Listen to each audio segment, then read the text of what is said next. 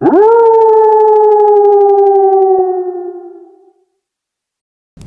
months after his wife's mysterious death, Jonas Keene believed he had finally learned how to live with silence. A decorated veteran, scarred by battles overseas and haunted by battles inside his own mind, he sat in a small log cabin high in the Montana mountains. Outside, the winter air hung sharp and unforgiving, while inside the crackle of the wood stove only deepened the loneliness pressing against him. Today we invite you to follow this war-torn man and the two loyal companions who never left his side as they stumble into a truth that could shatter everything he thought he knew. The cabin was both sanctuary and prison. Faded photographs of his late wife hung on the walls like ghosts, reminders of laughter that once filled these rooms. Jonas's face lined and weary. At 45 bore the weight of loss more than of age. PTSD still carved shadows in his nights, but nothing cut deeper than waking each morning without her. At his feet lay Atlas, a German shepherd with watchful amber eyes, and Luna, a restless husky, whose energy once coaxed Jonas out of despair. They were more than dogs, they were fragments of family anchors in a life adrift. But on this night they were not calm. Atlas growled low at the old chest by the hearth. Luna pawed and whined, her blue eyes fixed on something Jonas had ignored for months. Uneasy, he dragged the chest forward. Inside lay his wife's belongings, a journal, a faded scarf, and one photograph he had seen 1,000 times. Yet tonight, under the flickering light, the photo shimmered strangely, as if hiding something beneath the surface. Jonas's heart tightened. Could his wife's death have been more than a tragic accident?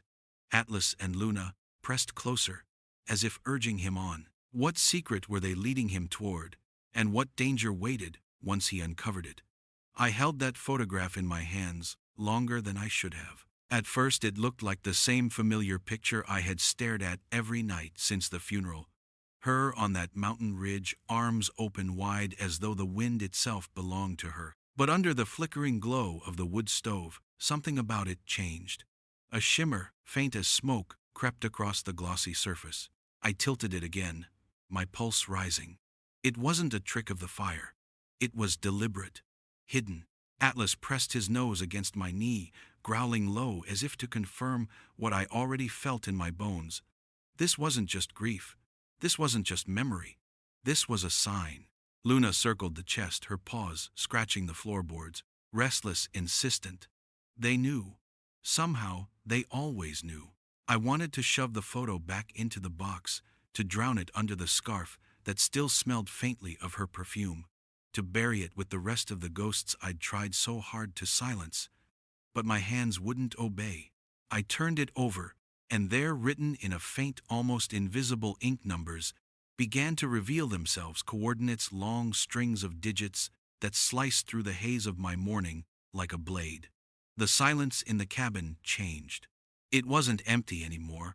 It was watchful, heavy, like something or someone was waiting for me to notice. I felt a tremor of anger rise from deep inside.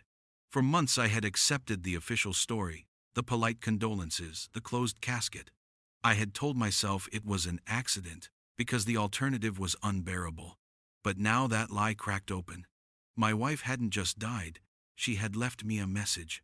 I stared at those coordinates, the ink glinting faintly when I tilted the card. My throat tightened.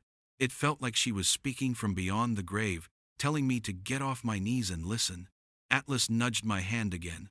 Luna let out a sharp bark, and suddenly I knew I couldn't sit still anymore. The cabin that had been my fortress for half a year now felt like a cell. The air was suffocating. If I stayed here staring at ghosts, I'd rot in silence. If I followed those numbers, I might finally find the truth. I rose slowly, knees stiff, breath shaking. The photograph trembled in my hand. I slid it into my jacket pocket, grabbed my duffel from the corner, and began to pack. Water bottles, first aid kit, a map I hadn't unfolded in years, my hunting rifle cleaned but unused locked in the steel cabinet.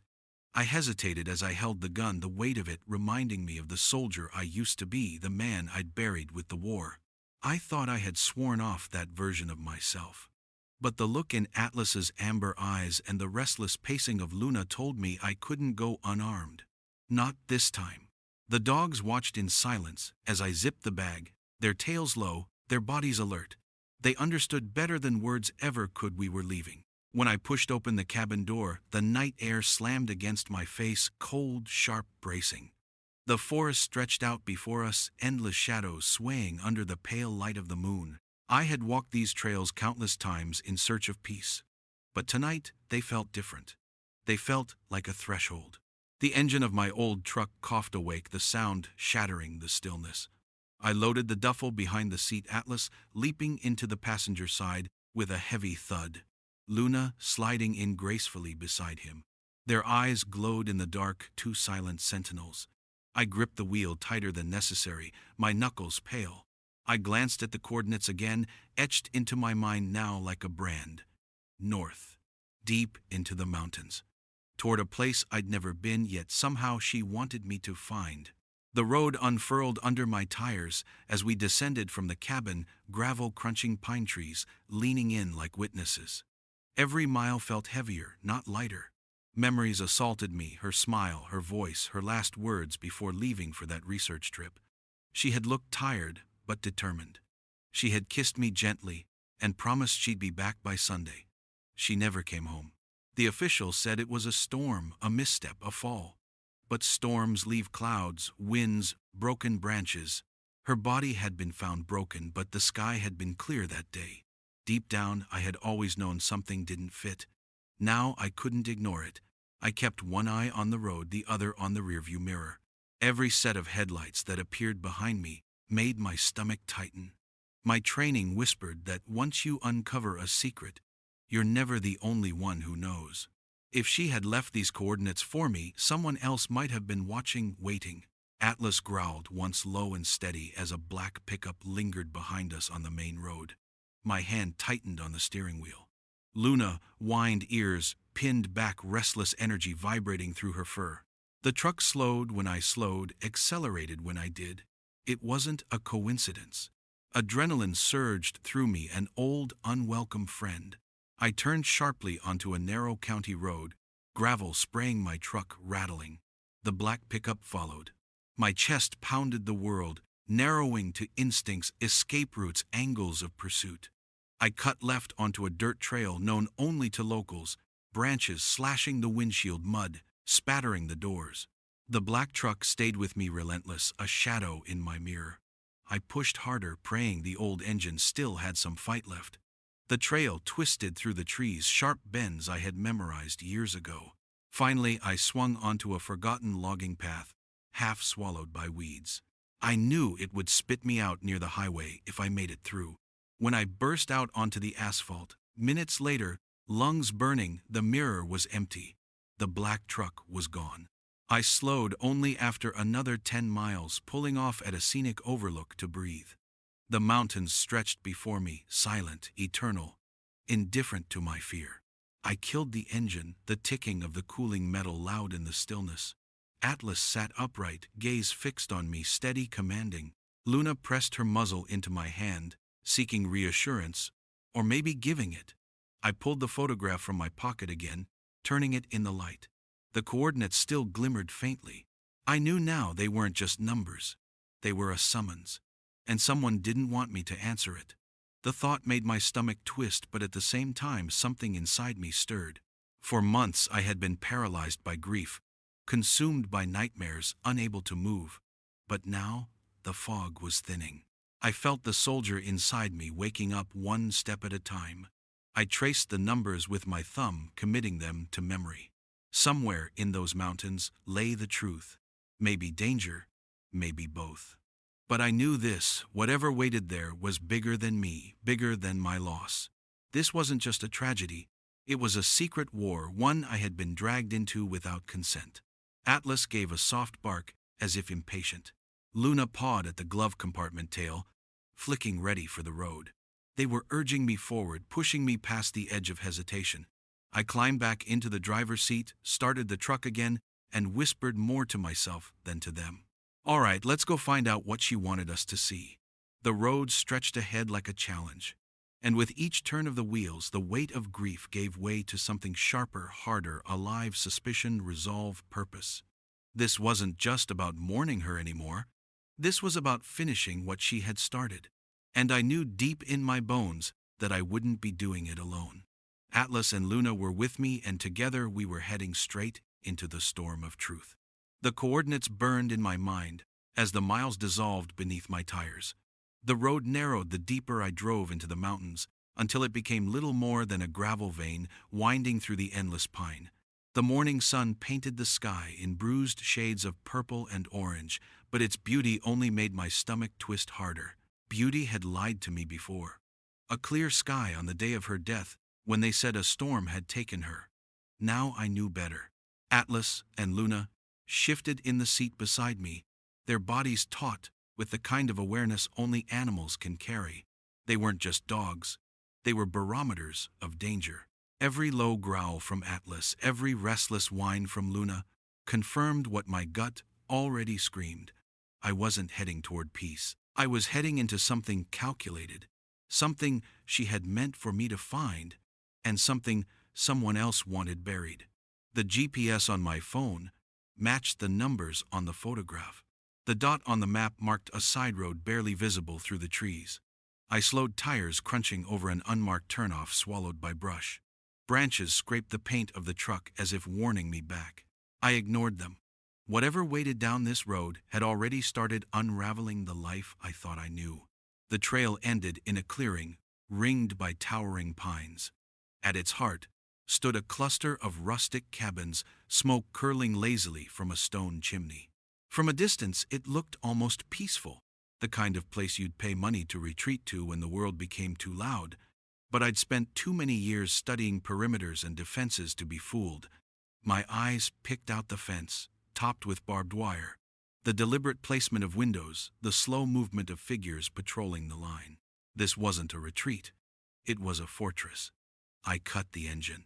Silence rushed in, broken only by the wind through the trees and the steady thump of Atlas's tail against the seat. Luna whined softly, her ears pricked forward. Both of them stared at the compound with a tension that set every nerve in my body on edge. I slung my rifle across my shoulder and stepped out of the truck, boots crunching on gravel. The moment I moved toward the gate, a voice cracked the air like a whip. "That's far enough." Two men emerged from the trees, rifles raised, movements sharp and practiced. Atlas growled low, Luna's fur bristled. I lifted a calming hand, forcing my voice steady. "Easy boy, easy girl." I raised my free hand, showing them I meant no harm. "I'm not here for trouble," I said. My voice sounded raw, rougher than I intended. A third man appeared behind the gate, older, compact, with piercing blue eyes that seemed to cut straight through me. He carried no weapon, but he didn't need one. His presence was a weapon. "Who are you?" he asked. His tone was calm, but steel threaded every word. "My name is Jonas Keene," I answered, my throat tightening around the syllables. "This is Atlas. That's Luna. My wife's name was Claire. I think she knew this place." The effect was immediate. The older man's eyes flickered, pain recognition, something unspoken. He gave a curt nod to the guards, who lowered their rifles but didn't relax. "Let him in," the man ordered. The gate swung open with a heavy creak. Atlas and Luna padded beside me, muscles taut, as I stepped into the compound. Eyes watched from cabin windows, pale faces pressed to glass. People. Survivors. Ghosts in the flesh. The older man led me to the largest cabin, its interior plain but clean, a long wooden table dominating the center. He poured 2 cups of coffee, the steam twisting between us like a silent interrogation. "Claire spoke of you," he said, at last, his gaze steady. "She said you were a good man. A soldier." "I was," I admitted. The word tasted strange, like a uniform I no longer wore but could never truly discard. He leaned forward, voice low. "This place is a sanctuary. A safe house for those who've been hunted. Journalists, scientists, whistleblowers. People who saw too much. We are here because of one enemy. Omnigen Dynamics." The name slammed into me like a fist. I knew it. Everyone did. A biotech giant, paraded as saviors of modern medicine. I'd even owned their stock once. Respectable. untouchable. My chest constricted. You're telling me Claire was their target? The man shook his head slowly. No, she wasn't their target. She was their hunter. The words knocked the air from my lungs. My Claire, the woman who tended a garden with bare hands, who loved the smell of rain on soil, who kissed me with a smile that could chase back nightmares. She was a leader, a fighter, a ghost in the shadows of a war I hadn't even known existed. He didn't stop. He laid bare the truth I wasn't ready to hold. Claire had built this sanctuary. She had been their anchor, their shield. And her death, the accident, was no accident at all. There was no storm that day, he said. Weather logs confirmed it. It was clear. We have sources inside OmniGen. They used a chemical invisible odorless that eats through polymer under stress. They applied it to her climbing rope. All they had to do was wait. The room spun. My vision blurred as though I were back in the desert heat, gasping for air. I saw her in my mind scaling the rock face rope, taut beneath her weight, smiling at the horizon. And then I saw it snap, saw her fall, heard the silence that followed. I gripped the edge of the table until my knuckles went white. My stomach churned. My heart hammered. Rage poured through me, hot and blinding, but beneath it all was guilt. She had carried this war alone because she thought I couldn't bear it. She had protected me even as she walked to her death. Atlas pressed his head against my thigh, grounding me. Luna licked my hand, whining softly. Their presence pulled me back from the edge of collapse. I looked around the cabin at the faces watching me. Hollow eyes, weary shoulders, but in them I saw the same reflection as mine, people, broken by OmniGen's hunger. And for the first time in months, I felt something cut through the fog of grief. Responsibility. The man across from me. Marcus, he finally said. His name met my eyes with a mix of sympathy and expectation. She believed in you, Jonas. She believed one day you would come. And now you're here. I wanted to scream that I wasn't ready, that I was still a shattered husband barely able to wake up each morning. But the words stuck in my throat. Because deep down, I knew he was right. I thought back to the night before, to Atlas and Luna, pawing at that chest, to the shimmer on the photograph. Claire had left me breadcrumbs. She had trusted me to follow them. She hadn't abandoned me with her secrets. She had chosen me as the keeper of her legacy. The revelation crushed me and rebuilt me in the same breath. My wife hadn't died of misfortune. She had been murdered in cold calculation. And her fight wasn't over. It was mine now. The room grew quiet. Outside the wind rattled the fence, but inside I heard only the steady pounding of my heart. Atlas lifted his head, ears swiveling, Luna's gaze sharp on the door. I felt their tension before I heard the sound, the low rumble of engines in the distance. The sanctuary stirred, voices, hushed footsteps quickening. Marcus stood, his jaw tight. They've found us. In that instant I knew the truth wasn't just a burden to carry, it was a battle to fight. And I wasn't walking away. Not this time. Engines growled in the distance, but the real noise was inside me. Rage, grief, guilt, they were colliding like storm fronts, tearing apart whatever scraps of peace I had tried to build these past months. My wife hadn't slipped on wet stone. She hadn't lost her footing in some cruel twist of fate. She had been hunted, assassinated, methodically cut down by men in suits with chemicals and signatures on paper. And now, the sanctuary she built was under threat. The people she died protecting, huddling in fear, looking to Marcus for answers, and glancing at me like I might carry some part of her light. I wanted to scream at them. I wanted to tell them I wasn't their leader, that I could barely hold myself together on good days, that my nights still bled with nightmares I couldn't shake. But Atlas pressed against my leg, steady as a rock, and Luna lifted her muzzle to my hand, with those sharp blue eyes that always seemed to see further than I could. They weren't letting me collapse. I clenched my fists, staring down at the scarred wooden table in front of me. 2 wars lived in my chest now. One was the old war, the desert, the ambushes, the friends I buried. The other was new. The corporate assassins, the poisoned rope, the empty space in my bed that would never be filled again. My wife had fought it alone, and it had killed her. If I walked away, I'd be betraying her twice. But the thought of carrying her fight terrified me. I had spent years trying to bury the soldier, to shut him down, to keep him from swallowing me whole. She had known that. That was why she never told me. Marcus leaned close, his voice low, urgent. You understand now. If they destroy this place, her work dies with it. We can't run, we can't scatter. We need someone to finish what she started. His words hit me like rounds against armor. I didn't know if I could carry that weight. But I knew I couldn't refuse. That night I couldn't sleep. The cabins creaked under the weight of the wind, the survivors whispered in corners, but I sat awake in Claire's old office. Maps covered the walls, charts and notes crisscrossed with lines of red string. It was her mind on display, a web she had spun to catch giants. I traced my fingers over her handwriting, the small loops in her letters, the underlined words like scars on the page. I whispered to the silence, to her ghost. Why didn't you tell me? Atlas shifted on the floor, his head resting on his paws. Luna lay curled beside him, her breath soft and steady. They were my only witnesses, my only jury. And then, as if responding to the plea I hadn't spoken, Atlas stood and padded toward the desk. He nosed at something near the corner, a worn leather collar I hadn't noticed before. It was his old collar, the one she had put on him when he was just a pup. I had switched it out months ago for a sturdier nylon one, but she had kept the original here. My throat tightened as I picked it up, the leather cracked and softened by years of wear. Atlas whined softly and rubbed his neck against my hand, pressing the collar against me. At first I thought he just wanted it back, but there was something insistent in his movement, purposeful. I turned the leather over in my hands, feeling every inch of it. My thumb caught on a raised seam, so faint I would have missed it 100 times. My pulse spiked. I pulled my knife and gently pried at the stitching.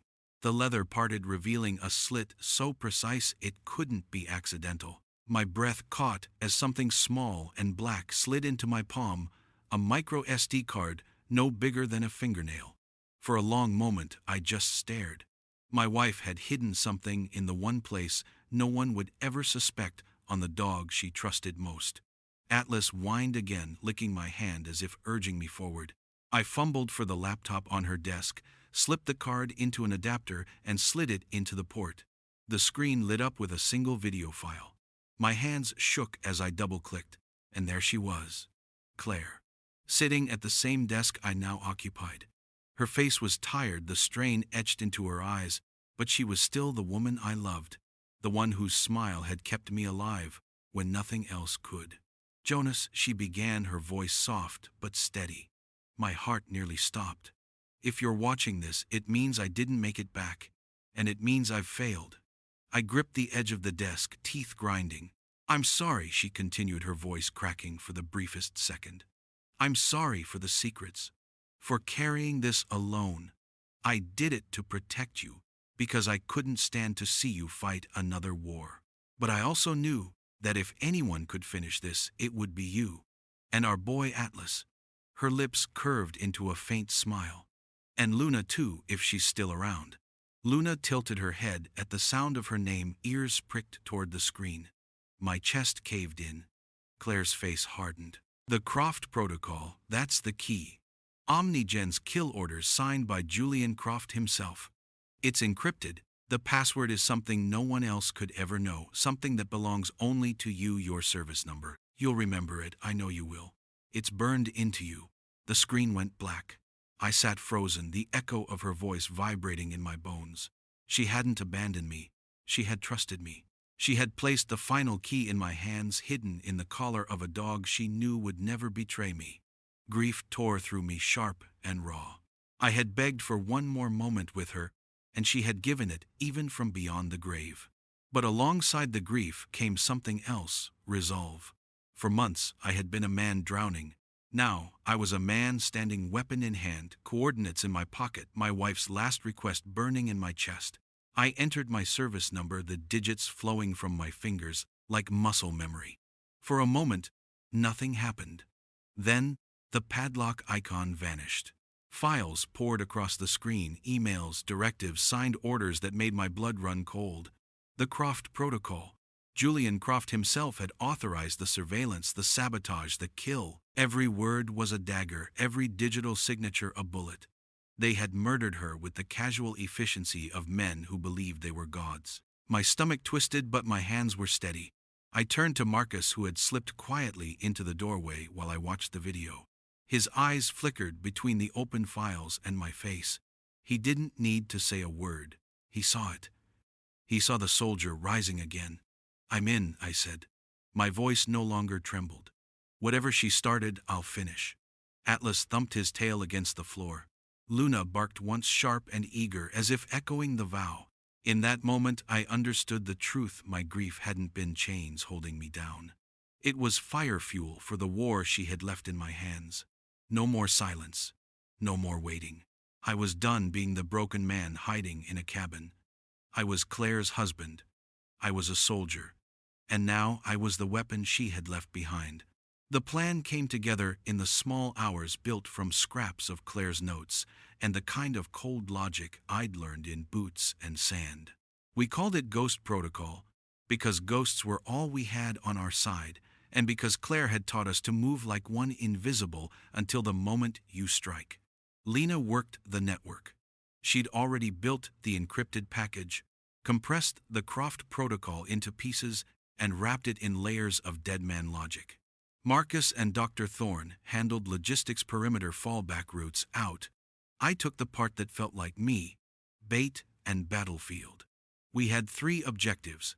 First, make the world see every ugly thing Omnigen had: hidden bank transfers, project memos, signed kill orders. Second, expose Julian Croft's arrogance on record. Third, survive long enough for the world to react. That last one felt less like strategy and more like prayer. Lena set up the upload to 47 vetted journalists across 4 continents. Time to go live at dawn. The package was a digital hand grenade with a dead man's fuse. Once she hit send, there was no pulling it back. Our lever to the public was secure, but we couldn't rely on newspapers alone. Croft was cunning and rich. He'd bury stories with lawyers and cash before they sank in. We needed him to show his hand. We needed his ego.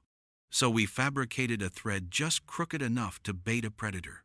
Using select files from Claire's archive, we planted evidence of a special archive on a Zurich server, a decoy. We knew Croft's profile: arrogance, contempt for small actors, a compulsion to demonstrate control. Feed him a promise that an amateur mole had unearthed the real cache and he'd take the stage. He couldn't help himself. He would try to correct the record, to sneer at the upstarts. He'd prove how untouchable he was. We'd record that. The trap was psychological warfare. I'd call him an encrypted, anonymized line set up by Lena and routed through a dozen proxies, and we'd let him gloat. Pride would loosen his tongue. Then we'd have him. That and the public dump would force eyes into the same place at the same time. That's when the world would decide. We rehearsed until my jaw ached. Marcus walked us through entry and exit points. Dr. Thorne doubled as tech overseer and medic. Lena set contingencies. If the upload failed, trigger alternate servers. If we were breached, kill the keys and scatter the evidence to safe houses Claire had prepared. The survivors were no longer victims. They were a team. At dawn we moved. The air tasted metallic and sharp. Atlas and Luna rode at my feet as I sat before the camera, the laptop's webcam catching the hard line of my face. Lena's fingers flew on the keys beside me. My voice was steady. As I opened the call, the line routing through a web that should have guaranteed anonymity. The screen flickered, then flattened into the corporate sheen. I knew Julian Croft in his glass-walled office. The skyline behind him, like an altar to his hubris. He raised a glass, that same practiced smile. "Ah," he purred, "to what do I owe this entertainment?" I fed him a fragment, just enough to suggest we had more than we did. He took the bait. He leaned into the camera's smugness, sharpening his gaze. He spoke dismissive, patronizing, exactly the kind of language a journalist could parse and a prosecutor could dissect. He called our claims fantasies, mocked the decoy Zurich server as a wild goose chase. He spoke of offshore operations and contingencies with careless ease. He didn't confess in words exactly, but arrogance is a liar's undoing. His offhand remarks placed him at the center of a chain of command. We recorded every syllable. Then the world caught fire. Lena hit the upload. The package sprang outward like a swarm, 47 inboxes, lighting up around the globe in perfect corrosive synchronization. I watched the progress bar with the same steady focus I'd used to watch a sightline settle on a target. 10%, 20%, 50%. The little green line ate through our fear. We'd planned for the aftermath, a multi-pronged distraction to shield our sanctuary while the media machine did its work.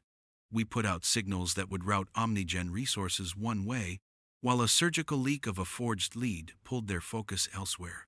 The idea was to split attention. Legal teams fight fires. Security teams hunt phantoms. They did not disappoint. Within an hour, the compound perimeter was buzzing with movement below the tree-line vehicles, converging silent like wolves. I'd expected men in suits.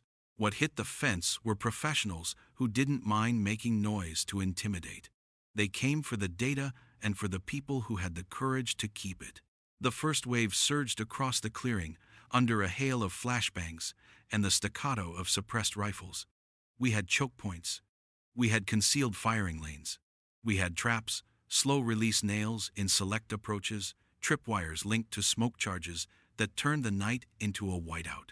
Marcus, who'd been a spook in another life, moved with efficiency I hadn't seen since our platoon glassed over at 0:30. Lena anchored the upload station, fingers steady even as the shells tore at the cabins.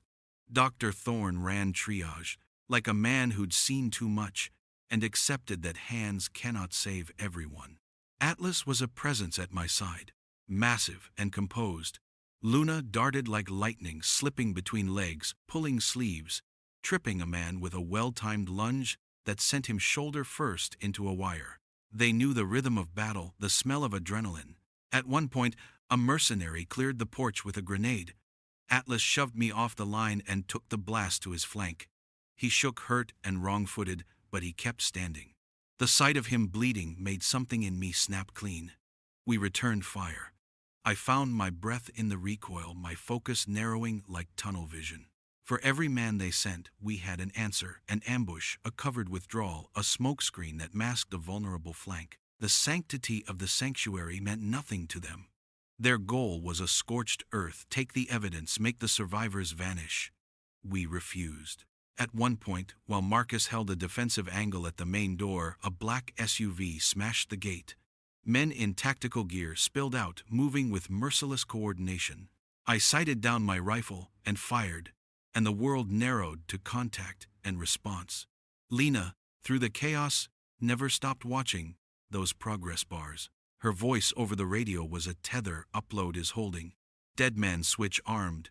30 minutes and it's global. The firefight turned savage. The trees were alive with muzzle flashes. The night smelled of cordite and wet pine.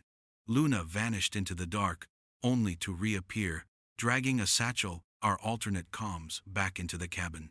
She dropped it at Dr. Thorne's feet like a prize, then immediately darted back into the fray. They breached the dining hall at one point, and I was eye to eye with a man who moved like an executioner. His helmet reflected the strobe of a spotlight, and I saw nothing human in it. He leveled at me, and the seconds bent around a single brutal decision. I squeezed the trigger. The world erupted in sharp, fractured sound. He went down. The scent of blood and burned fabric filled my nose, and I tasted iron on my tongue. We held. We lost men, people I'd come to know in days, seemed like family faces I will carry for the rest of my life. But the upload finished. The green bar hit 100%, and the dead man switch triggered. The package detonated across the internet with surgical precision. Newsrooms lit up. Social feeds detonated. The world had been handed the smoking gun. We expected retribution. What we did not expect was the roar of rotors, FBI emblazoned on armored vests, pouring into the clearing lights, cutting the night sirens, keening like a release accordion. The mercs blinked, found themselves squeezed between an armed sanctuary and federal muscle. Somewhere we'd forced law to catch up with violence. The operatives surrendered or fled into the tree line. Some were taken, some disappeared into the dark. When the last muzzle flashed dimmed, and the echo of gunfire died into the morning, I slumped against the charred rail of the porch. Atlas leaned into me, head heavy with sweat and grime, licking my cheek. Luna curled on my boot's chest, heaving blue eyes reflecting the first pale light.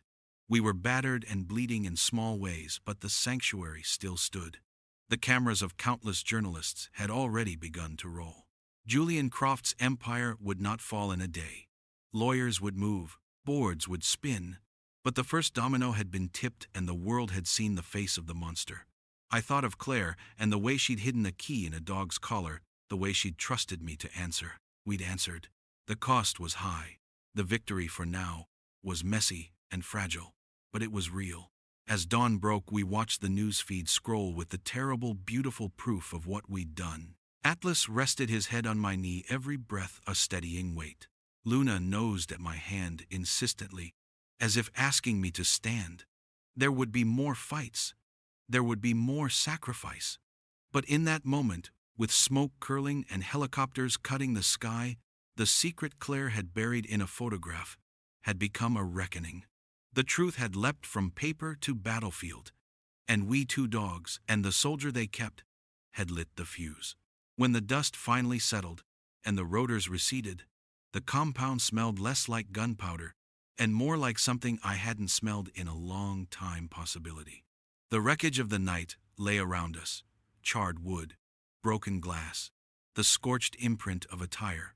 But so did the small, stubborn signs of repair. A tarp draped over a window, two men carrying a pallet of fresh water, Dr. Thorne already stitching a wound with fingers that refused to tremble. Word spread faster than we could breathe. The Croft Protocol had detonated across 47 newsrooms and an infinitely louder internet. For a day the world tilted, then it began to right itself, because the proof was there. Emails, signed orders, bank transfers traced like veins to the heart of Omnigen. Boards met in panic. Regulators opened files they had left unopened for years, and a dozen lawyers somewhere in a high tower began to sweat. Julian Croft, with all his glass and money, had a very human problem now. The record. They tried to spin. They dismissed. They threatened. But pictures and recordings are sticks that poke at bullies until they stumble. The initial fury of their PR teams couldn't put out the wildfire of simultaneous global attention. Federal agents had moved in while the smoke was still warm. I watched men in suits I'd never trust shake in the same way I had when I'd been pinned down overseas. Croft wasn't a god anymore. He was a name in the news, an arrest warrant on the way. That didn't fix what he'd taken from me, but it changed the scale of the fight. Back at the compound, people began to breathe differently. The journalist who had sat sullen at the table the first night laughed once short, incredulous, like someone hearing music after silence. Marcus walked slower, his shoulders losing the constant tension that had made him look 20 years older. Lena fielded calls from places that meant protection rather than exile. Dr. Thorne organized medical supplies with a kind of calm that made you think the world hadn't nearly ended. The residents of Whispering Pines, no longer whispering, moved with the tentative grace of people who'd been handed a second chance. They looked at me differently, too. The man who'd driven into their clearing a week ago with a photograph in his pocket was still in there, but so was something else. A decision to stand and carry forward. The grief that had once kept me curled around the stove had shifted into a tether pulling me toward motion. People started asking me things about strategy, about contacts, about how to interface with journalists without getting swallowed by lawyercraft. I answered haltingly at first, then with the steady cadence of someone remembering muscle memory, because beneath the husband and the mourner, the soldier still moved. Atlas and Luna became emblems almost overnight. Atlas, limping but proud from the bite he'd taken, sat on the porch where most visitors could see him and drew comments. People reached down to touch him like a relic. Luna, quicker and less obvious, trotted among us and nudged hands, forcing smiles from faces that had forgotten how. They weren't just pets. They were living proof that what we had done here mattered. In corners where fear had nested hope, began to build nests. We organized not because the cameras demanded it, but because the people inside those walls needed purpose. Claire had left us maps and lists and a geometry of safe houses. We added to them. We set up a call roster for lawyers, established a schedule for evidence transfer to secure servers, and started a program for survivors to get counseling, medical aid, and relocation if they wanted. The work was mundane and holy at the same time, plumbing paperwork, placating donors with proper receipts, but it stitched the community back together, stitch by stitch. There were setbacks. A quiet man who'd been our cook disappeared for a day and turned up an hour away, shaken by a tail he'd felt on his heels. A van with tinted windows sat too long on the ridgeline and made us move files at midnight. The cost was real. Bodies and souls had been marked. But the terror that had flattened us the first week no longer ruled our nights. The legal machine creaked into motion, and for once, creaks can be a lifeline. Prosecutors subpoenaed servers, investigators combed offshore accounts, and regulatory suits started to pin people we'd been told were untouchable. For me, the change was less about headlines and more about small rituals. I began to wake without the cold lump of dread lodged between my ribs. I still dreamed of that ridge where Claire had been, but dreams softened around the edges. They became places I could visit and leave again. Each morning I walked Atlas farther than I used to, and Luna ran ahead like a comet across new grass. I helped Marcus organize watch rotations, and lent Lena the cadence I used to plan operations. And together we taught survivors how to speak to television cameras without giving themselves away. In teaching, I found steadiness. In activity, I found purpose. People started to come by lawyers, nonprofit, representatives, volunteers who had read our story and wanted to help. They offered money and expertise boxes and manpower. The once locked compound doors were replaced with heavy, honest wooden gates. Someone suggested renaming the place. Claire's Light, they offered softly, and the name landed like a warm blanket. It felt right. It felt like turning a wound into a lighthouse. I still carry the photograph in my wallet. Its coordinates. Now a route I've walked. It no longer tortures me. It guides me. The soldier in me and the husband in me are not enemies anymore. They are different engines driving the same car. I can feel a future unfurling, one where we protect whistleblowers, where evidence has a pathway to daylight, where survivors can stand without looking over their shoulders. This is not victory, not by a long shot. Croft's lawyers will scream, banks will obfuscate, and the next battle will have its own rules. But for the first time since Claire's death, I can imagine a world that isn't just about surviving the next threat. I can imagine building something that outlives the vendettas and the fear. Atlas nosed my hand as I stood on the porch that night, Luna at my feet. The valley below smelled like wet earth and new wood. In the windows behind me, lights burned as people rebuilt. The grief that began in the opening of my life was still there, an ember that would never die out, but it had a new shape. It had become a promise. From the silence of a lonely cabin to the firestorm of truth that shook a corporation, this journey was never just about me. It was about all of us. What began as grief for a wife I thought I'd lost to fate turned into a revelation that her death was part of something much bigger, something meant to stay hidden. Through Atlas and Luna's unyielding loyalty, through Claire's secret messages, and through the courage of those she once protected, I stepped from being a broken man into someone willing to fight again. Omnigen has been exposed, Croft is no longer untouchable, and the sanctuary Claire built has become a beacon of hope. But this isn't the end. It's the opening chapter of a longer war, and what comes next could decide everything. So I want to hear from you. If you were in my place, would you keep fighting this battle knowing the cost, or would you walk away? Drop your thoughts in the comments. I read every single one. And if you want to see where this fight takes us next, make sure you subscribe, hit that notification bell, and share this story. Because the next secret, waiting in the shadows, might be even darker.